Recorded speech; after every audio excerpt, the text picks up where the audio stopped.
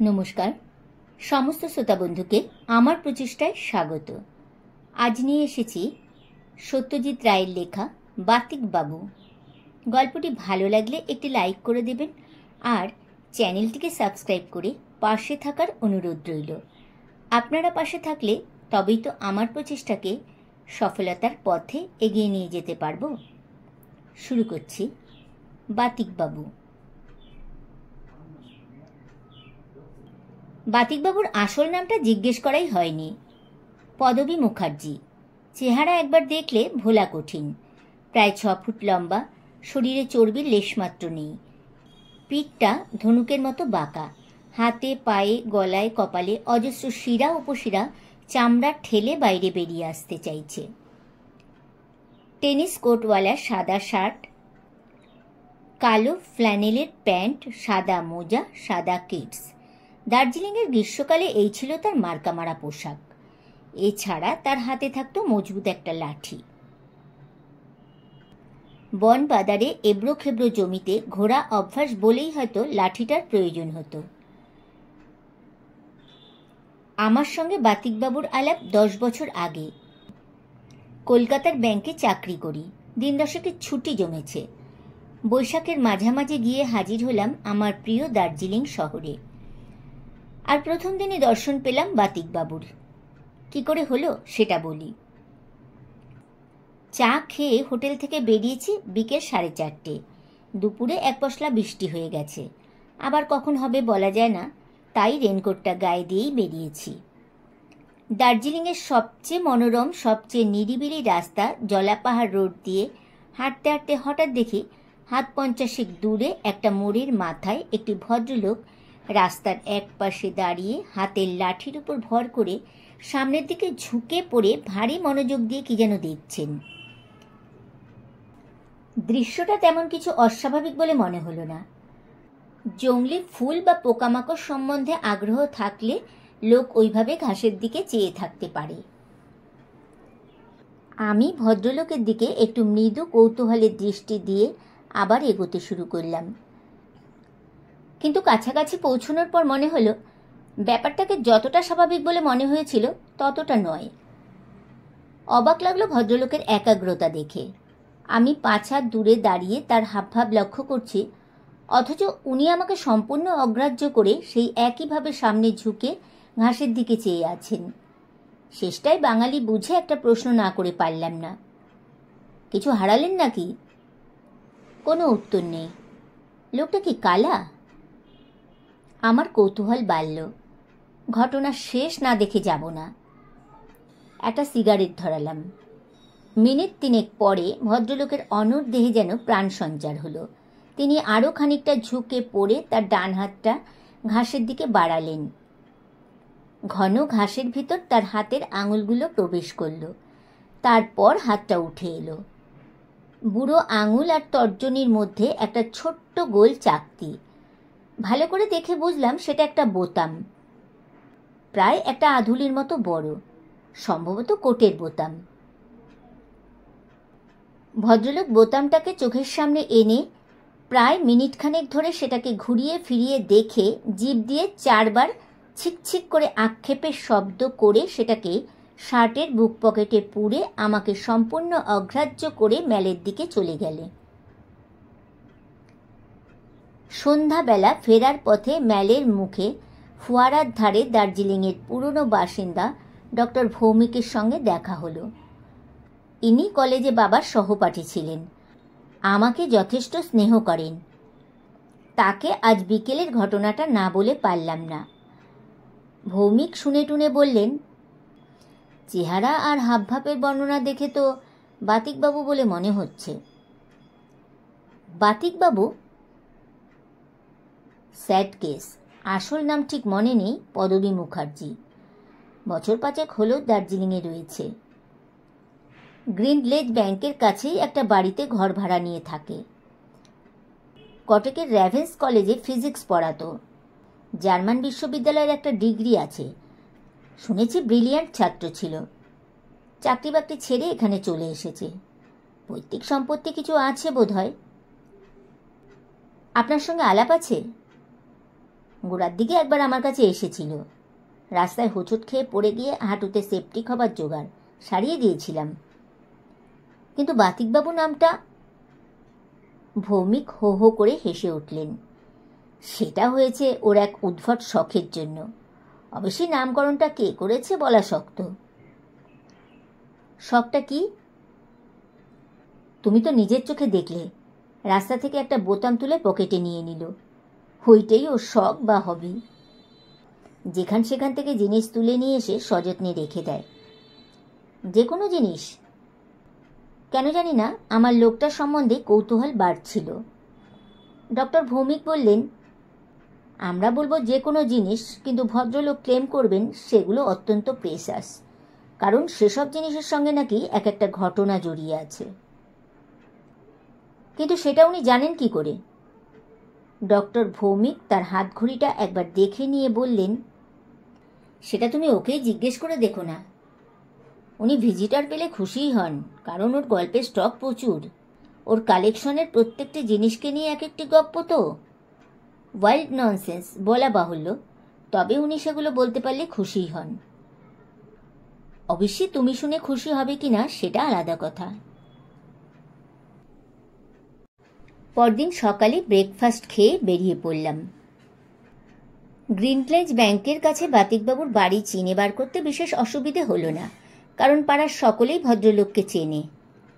17 নম্বর বাড়ির দরজায় টোকা মারতেই ভদ্রলোক বেরিয়ে এলেন, এবং আশ্চর্য এই যে আমায় দেখেই চিনলেন। কাল আপনি আমাকে একটা কথা জিজ্ঞেস করলেন, কিন্তু আমার তখন উত্তর দেবার অবস্থা ছিল না। ওই সময়টা কনসেন্ট্রেশন নষ্ট হতে দিলেই সর্বনাশ।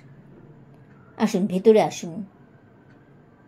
ঘরে ঢুকেই প্রথমে চোখ পড়ল আলমারি। বাঁদিকের দেওয়ালে অর্ধেকটা অংশ জুড়ে একটা কাঁচে ঢাকা আলমারির প্রতিটি তাকে পাশাপাশি রাখা অতি সাধারণ সব জিনিস, যেগুলোর একটার সঙ্গে আরেকটার কোনো সম্পর্ক নেই। একবার চোখ বুলিয়ে একটা সেলফে পাশাপাশি চোখ পড়ল একটা গাছের শেকড়, একটা মরচে ধরা তালা, একটা আদ্যিকালের গোল্ড ফ্লেকের টিন, একটা উলবোনার কাঁটা, একটা জুতোর বুরুশ, একটা টর্চ লাইটের ব্যাটারি। আমি অবাক হয়ে সেসব দেখছি। এমন সময় ভদ্রলোক বললেন, ওগুলো দেখে আপনি বিশেষ আনন্দ পাবেন না, কারণ ওসব জিনিসের মূল্য কেবল আমিই জানি। আমি বললাম, শুনেছি এসব জিনিসের সঙ্গে নাকি এক একটা বিশেষ ঘটনার সম্পর্ক রয়েছে। আছে বই কি, কিন্তু সেরকম তো সব জিনিসের সঙ্গেই থাকে। যেমন আপনি ঘড়িটা হাতে পড়েছেন। ভদ্রলোক হাত তুলে আমার কথা বন্ধ করে দিয়ে বললেন, ঘটনা জড়িয়ে থাকে অবশ্যই, কিন্তু সব জিনিসের ওপর সে ঘটনার ছাপ থেকে যায় না। কচিত কদাচিৎ এক একটা জিনিস মেলে যার মধ্যে সে ছাপটা থাকে, যেমন কালকের এই বোতামটা। ঘরের ডান দিকে একটা রাইটিং ডেস্কের ওপর বোতামটা রাখা ছিল। ভদ্রলোক সেটা আমার দিকে এগিয়ে দিলেন। খয়েরি রঙের কোটের বোতাম, তার মধ্যে সেরকম কোনো বিশেষত্ব আমার চোখে ধরা পড়ল না। কিছু বুঝতে পারছেন? বাধ্য হয়েই না বলতে হলো। বাতিকবাবু বললেন, এই বোতাম একটি সাহেবের কোট থেকে এসেছে। ঘোড়ার পিঠে চড়ে জলাপাহাড় রোড দিয়ে যাচ্ছিলেন। বয়স 60-এর কাছাকাছি, রাইডিংয়ের পোশাক পরা, সবল সুস্থ মিলিটারি চেহারা। যেখানে বোতামটা পেলুম সেইখানটাই এসে ভদ্রলোকের স্ট্রোক হয়। ঘোড়া থেকে পড়ে যান। দুজন পথচারী দেখতে পেয়ে তার দিকে ছুটে আসে, কিন্তু তিনি অলরেডি ডেড। ঘোড়া থেকে পড়বার সময় বোতামটা কোট থেকে ছিটকে রাস্তার ধারে পড়ে যায়। এসব কি আপনি দেখতে পান? ভিভিডলি। যত বেশি মনোসংযোগ করা যায় তত বেশি স্পষ্ট দেখি। কখন দেখেন? এই জাতীয় বিশেষ গুণসম্পন্ন কোনো বস্তুর কাছে এলেই আমি প্রথমে একটা মাথার যন্ত্রণা অনুভব করি। তারপর দৃষ্টি ঝাপসা হয়ে আসে, মনে হয় পড়ে যাব, সাপোর্ট দরকার। কিন্তু তারপরই দৃশ্য দেখা শুরু হয়, আর পাও স্টেডি হয়ে যায়। এই এক্সপিরিয়েন্সের ফলে আমার শরীরের টেম্পারেচার বেড়ে যায় প্রতিবার। কাল প্রায় রাত 8টা পর্যন্ত 102 জ্বর ছিল, অবশ্যই জ্বরটা বেশিক্ষণ থাকে না। এখন আমি সম্পূর্ণ সুস্থ। ব্যাপারটা আজগুবি হলেও আমার বেশ মজা লাগছিল। বললাম, আরও 2-1টা উদাহরণ দিতে পারেন? বাতিকবাবু বললেন, আলমারি ভর্তি উদাহরণ। এই যে খাতা দেখছেন, ওতে প্রত্যেকটি ঘটনার পুঙ্খানুপুঙ্খ বিবরণ আছে। আপনি কোনটা জানতে চান বলুন? আমি কিছু বলার আগেই ভদ্রলোক আলমারির কাঁচ সরিয়ে তাক থেকে 2টো জিনিস বার করে টেবিলের উপর রাখলেন। একটা বহু পুরনো চামড়ার দস্তানা আর একটা চশমার কাঁচ। এই যে দস্তানাটা দেখছেন, এটা আমার প্রথম পাওনা জিনিস, অর্থাৎ আমার সংগ্রহের প্রথম আইটেম। এটা পাই সুইজারল্যান্ডের লুসান শহরের বাইরে একটা বনের মধ্যে। তখন আমার মারবুর্গে পড়া শেষ হয়েছে। আমি দেশে ফেরার আগে একটু কন্টিনেন্টটা ঘুরে দেখছি। লুসার্নে প্রাতঃভ্রমণে বেরিয়েছি। নির্জন বনের মধ্যে দিয়ে রাস্তা। একটু বিশ্রাম নেব বলে একটা বেঞ্চিতে বসেছি। এমন সময় পাশেই একটা গাছের গুড়ির ধারে ঘাসের ভিতর দস্তানার বুড়ো আঙুলটা চোখে পড়তেই মাথা দপদপ করতে আরম্ভ করলো। তারপর দৃষ্টি ঘোলাটে হয়ে এলো। তারপর চোখের সামনে ভেসে উঠল ছবি। একটি সুবেশ সম্ভ্রান্ত ভদ্রলোক, মুখে লম্বা বাঁকানো সুইচ পাইপ, দস্তানা পরা হাতে ছড়ি নিয়ে হেঁটে চলেছেন রাস্তা দিয়ে। আচমকা ঝোপের পেছন থেকে 2টো লোক বেরিয়ে এসে তাকে আক্রমণ করল। ভদ্রলোক মরিয়া হয়ে হাত পা ছুড়লেন। ধস্তাধস্তির ফাঁকে তার ডান হাতের দস্তানাটি হারালেন। দুর্বৃত্তেরা তার উপর ঝাঁপিয়ে পড়ে তাকে নির্মমভাবে হত্যা করে তার কোটের পকেট থেকে টাকা কড়ি ও হাত থেকে সোনার ঘড়িটি নিয়ে পালালো। সত্যি এরকম কোনো ঘটনা ঘটেছিল কি? আমি 3 দিন হাসপাতালে ছিলুম। জ্বর, ভিলিরিয়াম, আরও অনেক কিছু। ডাক্তার স্টাইনিস রোগ ধরতে পারেননি। তারপর আপনি সেরে উঠে হাসপাতাল থেকে বেরিয়ে এসে অনুসন্ধান আরম্ভ করি। 2 বছর আগে ওই বনে ঠিক ওই জায়গায় কাউন্ট ফার্ডিন্যান্ড মুস্যাপ বলে একজন ধনী ব্যক্তি ঠিক ওইভাবেই খুন হন। তার ছেলে দস্তানাটা চিনতে পারে। ভদ্রলোক এমন সহজভাবে ঘটনাটা বলে গেলেন যে তার কথা অবিশ্বাস করতে ইচ্ছে করল না। বললাম, আপনি সেই তখন থেকে আপনার সংগ্রহ শুরু করেন? বাতিকবাবু বললেন, এই দস্তানাটা পাবার পর প্রায় 10 বছর আর ও ধরনের কোনো অভিজ্ঞতা হয়নি। ততদিনে আমি দেশে ফিরে কটকের কলেজে প্রফেসরি আরম্ভ করেছি। ছুটিতে এখানে ওখানে বেড়াতে যেতাম। একবার ওয়ালটিয়ারে গিয়ে দ্বিতীয় অভিজ্ঞতা হয়। সমুদ্রের তীরে একটা পাথরের খাঁজে এই চশমার কাঁচটা পাই। দেখতেই পাচ্ছেন প্লাস পাওয়ারের কাজ। একটি মাদ্রাজি ভদ্রলোক চশমা খুলে রেখে জলে নেমেছিলেন স্নান করতে। তিনি আর জল থেকে ফেরেননি। পায়ে ক্র্যাম্প ধরার ফলে তার শরীর সমাধি হয়। জলের ভিতর থেকে হাত তুলে হেল্প হেল্প চিৎকার, ভারী মর্মান্তিক। তারই চশমার এই কাজটি 4 বছর পরে আমি পাই। এটাও যে সত্যি ঘটনা সেটা আমি যাচাই করে জেনেছি। Well known drowning case. মৃত ব্যক্তি কোয়েম্বাটোরে থাকতেন, নাম শিবরমন। ভদ্রলোক দস্তানা ও চশমার কাঁচ যথাস্থানে রেখে আবার জায়গায় এসে বসলেন। আমার এই আলমারিতে কতগুলো জিনিস আছে জানেন?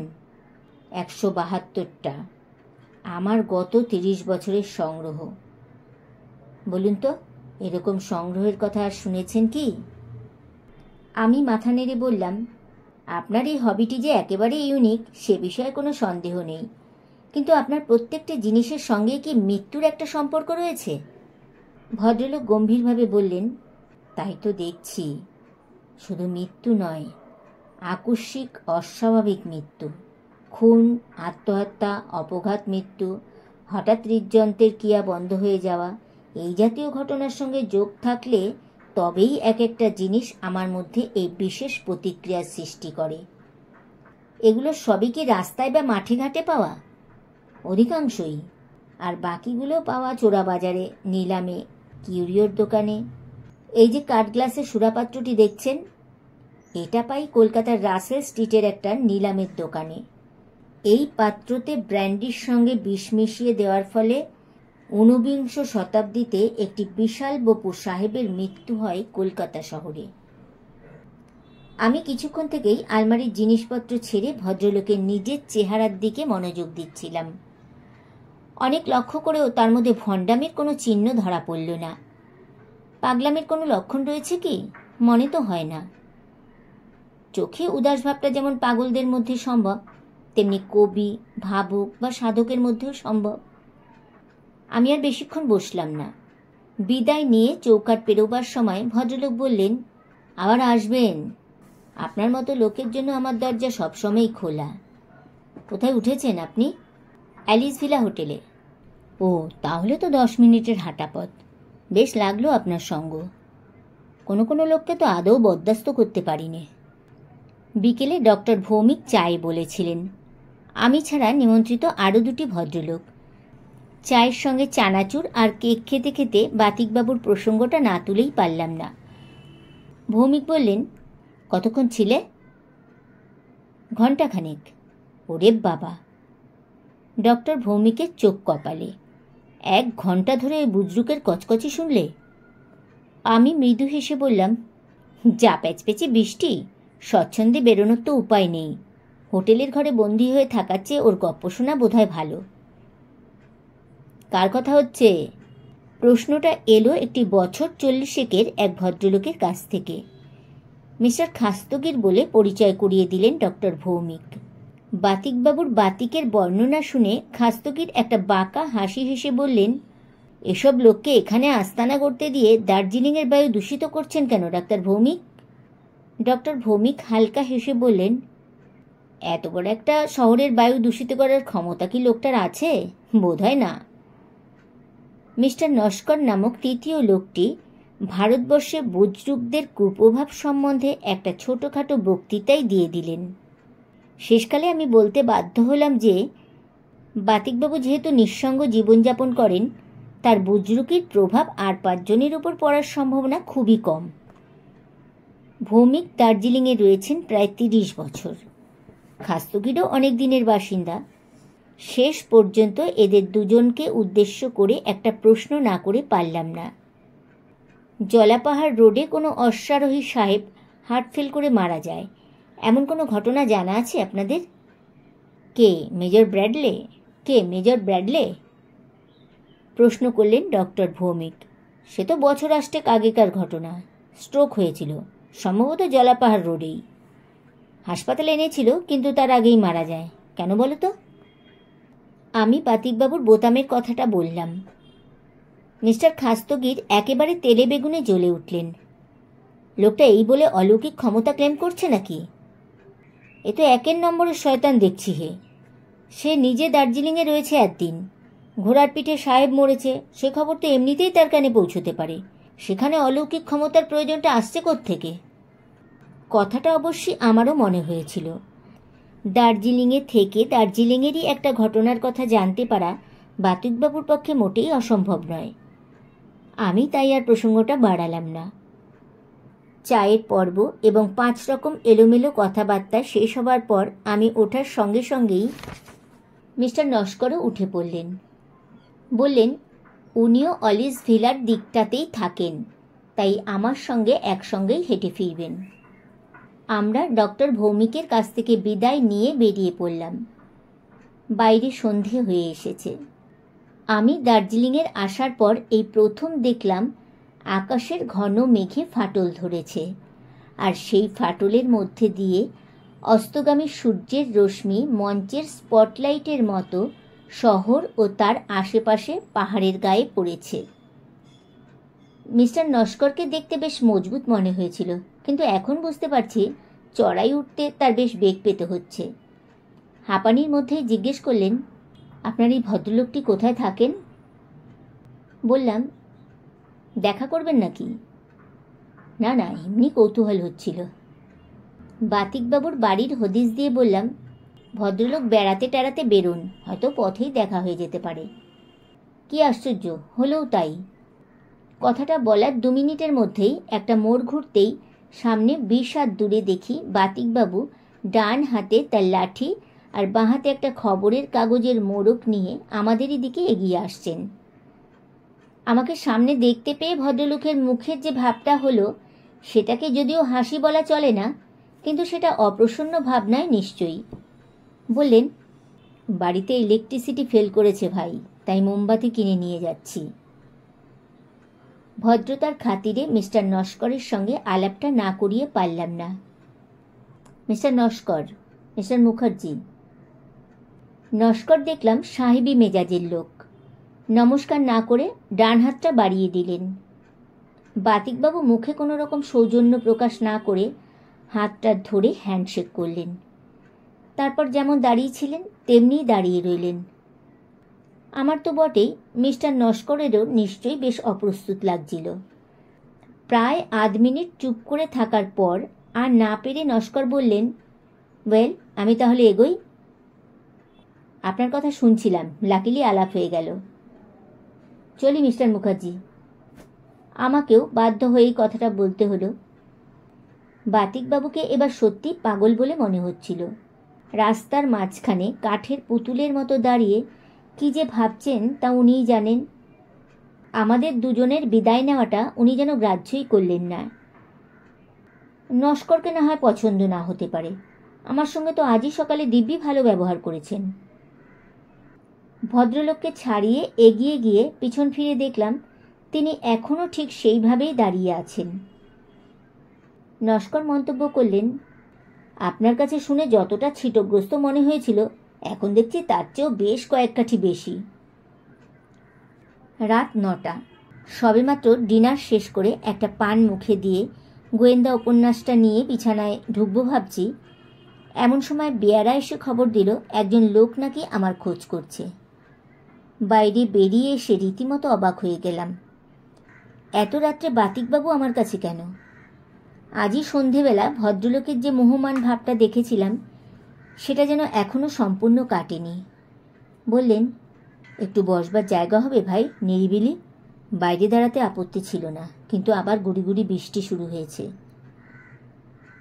ভদ্রলোককে আমার ঘরে নিয়ে এলাম। চেয়ারে বসে হাঁপ ছেড়ে বললেন, পালসটা একবার দেখো তো। তোমায় তুমি বলছি, কিছু মনে করো না। গায়ে হাত দিয়ে চমকে উঠলাম, রীতিমতো জ্বর। ব্যস্ত হয়ে বললাম, একটা অ্যানাসিন দেবো, আমার সঙ্গেই আছে। বাতিকবাবু হেসে বললেন, কোনো সিনেই কাজ দেবে না, জ্বর থাকবে এ রাতটা, কাল রেমিনেশন হয়ে যাবে। কিন্তু আসল ব্যাপারটা জ্বর নয়, তোমার কাছে চিকিৎসার জন্য আসিনি, আমার যেটা দরকার সেটা ওই আংটিটা। আংটি? কোন আংটির কথা বলছেন ভদ্রলোক?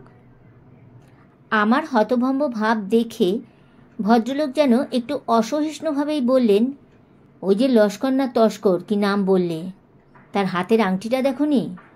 সস্তা আংটি, পাথরটা তো নেই, কিন্তু ওটা আমার চাই। এখন মনে পড়ল মিস্টার নস্করের ডান হাতে একটা রূপোর সিগনেট রিং লক্ষ্য করেছিলাম বটে। বাতিকবাবু বলে চলেছেন। হ্যান্ডশেকের সময় হাতের তেলে ঠেকে গেল আংটিটা। মনে হলো শরীরের ভেতর একটা এক্সপ্লোশন হয়ে গেল। তারপর যা হয় তাই। রাস্তার মাঝখানে হতভম্ব হয়ে দাঁড়িয়ে ঘটনাটা দেখতে আরম্ভ করেছিলাম। এমন সময় উল্টো দিক থেকে একটা জিপ এসে দিল সব মাটি করে। তার মানে ঘটনাটা আপনার দেখা হয়নি? যতদূর দেখেছি তাতেই যথেষ্ট। খুনের ব্যাপার, আততায়ীর মুখ দেখিনি। আংটি সমেত হাতটা এগিয়ে যাচ্ছে একটা লোকের গলার দিকে। ভিকটিম অবাঙালি, মাথায় রাজস্থানী টুপি, চোখে সোনার চশমা, চোখ বিস্ফোরিত। চেঁচাবে বলে মুখ খুলেছে। তলার পাটির একটা দাঁত সোনা দিয়ে বাঁধানো, ব্যাস এই পর্যন্ত। ও আংটি আমার চাই। আমি কয়েক মুহূর্ত বাতিকবাবুর দিকে চেয়ে থেকে বাধ্য হয়েই বললাম, দেখুন মিস্টার মুখার্জি, আংটির যদি আপনার প্রয়োজন হয় তো আপনি নিজেই মিস্টার নস্করের কাছে চেয়ে দেখুন না। আমার সঙ্গে তার আলাপ সামান্যই, আর যতদূর বুঝেছি তিনি আপনার হবির ব্যাপারটা তেমন সহানুভূতির দৃষ্টিতে দেখেন না। তাহলে আমি চেয়ে কী লাভ সেটা বলুন? তার চেয়ে বরং... ভেরি সরি মিস্টার মুখার্জি, আমি ভদ্রলোককে বাধা দিয়ে স্পষ্ট কথাটা না বলে পারলাম না। আমি চাইলেও কোনো ফল হবে না। এসব আংটি টাংটির প্রতি এক এক সময় মানুষের কীরকম মমতা থাকে সেটা তো আপনি জানেন। উনি যদি জিনিসটা ব্যবহার না করতেন তাহলে তবু। ভদ্রলোক আর বসলেন না, একটা দীর্ঘশ্বাস ফেলে চেয়ার ছেড়ে উঠে এই টিপ টিপ বৃষ্টির মধ্যেই অন্ধকারে বেরিয়ে পড়লেন। আমি মনে মনে বললাম, ভদ্রলোকের আবদারটা একটু বেয়ারা রকমের। রাস্তা থেকে জিনিস কুড়িয়ে নেওয়া সেটা সামান্য ব্যাপার, কিন্তু লোকের ব্যক্তিগত ব্যবহারের জিনিস নিয়ে তার কালেকশন বাড়ানোর প্রয়াসটা অন্যায় প্রয়াস। এ ব্যাপারে কেউই তাকে সাহায্য করত না, আমি বা কী করে করি? আর নস্কর এমনিতেই বেশ কাঠখোট্টা লোক, তার কাছে চেয়ে ওই আংটি পাওয়ার আশা করাটাই ভুল। পরদিন সকালে মেঘ কেটে গিয়ে দিন ফর্সা হয়েছে দেখে চা খেয়ে বার্চহিলের উদ্দেশ্যে হাঁটতে বেরিয়ে পড়লাম। খটখটে দিন, ম্যাল লোকে লোকারণ্য, ভিড়ের মধ্যে দিয়ে ঘোড়া ও চেঞ্জারের সঙ্গে কলিশন বাঁচিয়ে ক্রমে গিয়ে পড়লাম অবজারভেটরি হিলের পশ্চিম দিকে অপেক্ষাকৃত জনবিরল রাস্তাটায়। কাল রাত থেকে মাঝে মাঝে বাতিকবাবুর করুণ মুখটা চোখের সামনে ভেসে উঠছিল, আর মনে মনে একটা ইচ্ছা দানা বাঁধছিল, যদি ঘটনাচক্রে নস্করের সঙ্গে দেখা হয়ে যায় তাহলে একবার আংটিটার কথা বলে দেখব। হয়তো আংটির প্রতি তার তেমন টান নেই, চাইলে দিয়ে দেবেন। সেটা বাতিকবাবুর হাতে তুলে দিতে পারলে তার মুখের ভাব যে কেমন হবে সেটা বেশ বুঝতে পারছিলাম। ছেলেবেলায় ডাক টিকিট জমাতাম, কাজেই হবির নেশা যে কী জিনিস সেটা আমার জানা ছিল। আর বাতিকবাবু লোকটার সাথেও নেই, পাঁচেও নেই, নিজের উদ্ভট শখ নিয়ে নিজেই মেতে আছেন। গায়ে পড়ে কাউকে দলে টানবার চেষ্টা করছেন না, হয়তো জীবনে এই প্রথম অন্যের একটা জিনিসের প্রতি লোভ দেখাচ্ছেন, তাও সেটা এমন মহামূল্য কিছুই নয়। সত্যি বলতে কি, কাল রাত্রের পর আমার ধারণা হয়েছে যে ভদ্রলোকের অলৌকিক ক্ষমতা টমতা কিছুই নেই, ওর শখের সমস্ত ব্যাপারটাই ওর আতপাগলা মনের কল্পনার উপর দাঁড়িয়ে রয়েছে। কিন্তু তাতেই যদি ওই নিঃসঙ্গ লোকটি খুশি থাকে তাতে আর কি এসে যাচ্ছে? কিন্তু বার্চহিলের রাস্তায় ঘণ্টা দুয়েক ঘুরেও নস্করের সঙ্গে দেখা হলো না। ম্যালে যখন এসে পৌঁছেছি তখন প্রায় 10:30। ভিড় তখনও রয়েছে, কিন্তু যাবার সময় যেমন দেখে গেছি তার চেয়ে যেন একটু তফাৎ। এদিকে ওদিকে ইতস্তত ছড়ানো 10-20 জনের জটলা, এবং সেই জটলার মধ্যে কী নিয়ে যেন উত্তেজিত আলোচনা চলছে। এগিয়ে যেতে পুলিশ তদন্ত, খুন ইত্যাদি কথাগুলো কানে আসতে লাগলো। একটি অপরিচিত প্রৌঢ় বাঙালিকে কাছে পেয়ে জিজ্ঞেস করলাম, কী ব্যাপার মশাই, কিছু হয়েছে টয়েছে নাকি? ভদ্রলোক বললেন, কলকাতা থেকে কে এক সাসপেক্টেড ক্রিমিনাল নাকি এখানে এসে গা ঢাকা দিয়েছিল, তাকে ধাওয়া করে পুলিশ এসেছে, খানা তল্লাশি চলছে। লোকটার নাম জানেন? আসল নাম জানি না, এখানে নাকি নস্কর বলে পরিচয় দিয়েছে। আমার বুকের ভেতরটা ধড়াস করে উঠল। একটি মাত্র লোকই আসল খবরটা দিতে পারে, ডক্টর ভৌমিক। তার বাড়ি পর্যন্ত আর যেতে হলো না। লেডেনলা রোডের রিক্সা স্ট্যান্ডের কাছে খাস্তগির ও ভৌমিকের সঙ্গে দেখা হয়ে গেল। বললেন, ভাবতে পারো, লোকটা কাল বিকেলে আমার বাড়িতে এসে চা খেয়ে গেল। পেটে একটা পেন হচ্ছে বলে 3 দিন আগে আমার কাছে এসেছিল চিকিৎসার জন্য, আমি ওষুধ দিয়েছি। একা লোক, নতুন এসেছে, তাই তাকে বাড়িতে খেতে ডাকলাম, আর আজ এই ব্যাপার। লোকটা ধরা পড়েছে? উদ্গ্রীবভাবে প্রশ্ন করলাম। এখনো পড়েনি, সকাল থেকে মিসিং, পুলিশ খুঁজে চলেছে, তবে এই শহরেই তো আছে, যাবে আর কোথায়? কিন্তু কি সাংঘাতিক ব্যাপার বলো তো। ভৌমিক আর খাস্তগির চলে গেল। আমি বেশ বুঝতে পারছি আমার নারী চঞ্চল হয়ে উঠেছে, শুধু নস্কর ক্রিমিনাল বলে নয়, বাতিকবাবুর আংটির প্রতি লোভের কথা ভেবে। খুনির হাতের আংটি, ভদ্রলোক বলেছিলেন, তাহলে কি সত্যি লোকটার মধ্যে একটা অলৌকিক ক্ষমতা রয়েছে? রাস্তার মাঝখানে দাঁড়িয়ে এসব কথা ভাবতে ভাবতে ইচ্ছে করলে বাতিকবাবুর সঙ্গে একবার দেখা করি। ভদ্রলোক কি খবরটা পেয়েছেন? একবার খোঁজ করে দেখা দরকার। কিন্তু 17 নম্বর বাড়ির দরজায় বার 3 টোকা দিয়ে কোনো উত্তর পেলাম না। এদিকে আবার মেঘ করে এসেছে। আমি দ্রুত পা চালিয়ে আমার হোটেলে চলে এলাম। 8 ঘন্টার মধ্যে মুষলধারে বৃষ্টি নামল। ঝলমলে সকালটা এক নিমেষে একটা সুদূর অতীতের ঘটনায় পরিণত হলো। পুলিশ সার্চ চালিয়ে চলেছে। কোথায় গা ঢাকা দিলেন মিস্টার নস্কর? কাকে খুন করলেন ভদ্রলোক? কিভাবে খুন? 3:30-র সময় আমাদের হোটেলের ম্যানেজার মিস্টার সন্ধি খবরটা আনলেন। নস্কর যে বাড়িটায় ছিল তার ঠিক পিছনেই পাহাড়ের খাদে 30 হাত নিচে মাথা থেতলানো অবস্থায় নস্করের মৃতদেহ পাওয়া গেছে। আত্মহত্যা, মস্তিষ্ক বিকৃতি, পালাতে গিয়ে পা হড়কে পড়ে যাওয়া ইত্যাদি নানা রকম কারণ অনুমান করা হচ্ছে। ব্যবসাগত ব্যাপারে পার্টনারের সঙ্গে শত্রুতা, সেই থেকে খুন, মৃতদেহ লুকিয়ে ফেলে দার্জিলিংয়ে এসে গা ঢাকা, পুলিশ কর্তৃক কলকাতায় মৃতদেহ আবিষ্কার ইত্যাদি। না, বাতিকবাবুর সঙ্গে একবার দেখা না করলেই নয়। লোকটাকে আর হেসে উড়িয়ে দেওয়া চলে না। সুইজারল্যান্ড ওয়ালটিয়ারের ঘটনাটা মনগড়া হতে পারে, দার্জিলিংয়ের ঘটনাটা তিনি আগে থেকে জানতে পারেন, কিন্তু নস্কর যে খুনি সেটা তিনি জানলেন কি করে? 5টা নাগাদ বৃষ্টি একটু ধরতেই তার বাড়ি গিয়ে হাজির হলাম। টোকা মারতেই দরজা খুলে গেল। বাতিকবাবু হেসে বললেন, এসো ভায়া, ভেতরে এসো, তোমার কথাই ভাবছিলাম। ভেতরে ঢুকলাম। সন্ধ্যা হয়ে এসেছে। বাতিকবাবুর টেবিলের ওপর টিম টিম করে একটা মোমবাতি জ্বলছে। আজও ইলেকট্রিসিটি আসেনি, ম্লান হাসি হেসে বললেন ভদ্রলোক। আমি বেতের চেয়ারে বসে বললাম, খবর পেয়েছেন? তোমার সেই তস্করের খবর? খবরে আমার কি হবে বলো, আমি সবই জানতে পেরেছিলাম। তবে আমি তার কাছে কৃতজ্ঞ। কৃতজ্ঞ? অবাক হয়ে প্রশ্ন করলাম আমি। আমার সংগ্রহের সবচেয়ে মূল্যবান জিনিসটি সে আমাকে দিয়ে গেছে। দিয়ে গেছে? আমার গলা শুকনো। ওই দেখো না টেবিলের উপর। আবার টেবিলের দিকে চাইতে মোমবাতির পাশেই খোলা খাতার সাদা পাতার উপর আংটিটা চোখে পড়ল। ঘটনার বর্ণনাটা লিখে রেখেছি, আইটেম নম্বর 173। বাতিকবাবু বললেন। আমার মাথার মধ্যে একটা প্রশ্ন ঘুরছে। দিয়ে গেছে মানে? কখন দিয়ে গেলেন? এমনিতে কি দিতে চায়? বাতিকবাবু একটা দীর্ঘশ্বাস ফেললেন। জোর করে নিতে হয়। আমি স্তব্ধ হয়ে বসে আছি। ঘরের ভিতর একটা টাইম পিস টিক টিক করে বেজে চলেছে। তুমি এসে ভালোই হলো। একটা জিনিস তোমাকে দিচ্ছি, সেটা তোমার কাছেই রেখে দিও, বাতিকবাবু বললেন। বাতিকবাবু চেয়ার ছেড়ে উঠে ঘরের উল্টো দিকে অন্ধকার কোণটায় চলে গেলেন।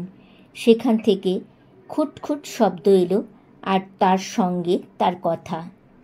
এটাও আমার সংগ্রহে রাখার উপযুক্ত, কিন্তু এটার প্রভাব আমি সহ্য করতে পারছি না। বারবার জ্বর আসছে, আর একটা ভারী অপ্রীতিকর দৃশ্য আমার চোখের সামনে ভেসে উঠছে। ভদ্রলোক কথা বলতে বলতে অন্ধকার থেকে আলোয় এসে দাঁড়িয়েছেন। তার ডান হাতটা আমার দিকে বাড়িয়ে রয়েছেন তিনি। সেই হাতে ধরে রয়েছে তার অতি পরিচিত লাঠিটা। মোমবাতির এই ম্লান আলোতেও বুঝতে পারলাম যে লাঠির হাতলের মাথায় যে লাল দাগটা রয়েছে সেটা শুকিয়ে যাওয়া রক্তের দাগ ছাড়া আর কিছুই না।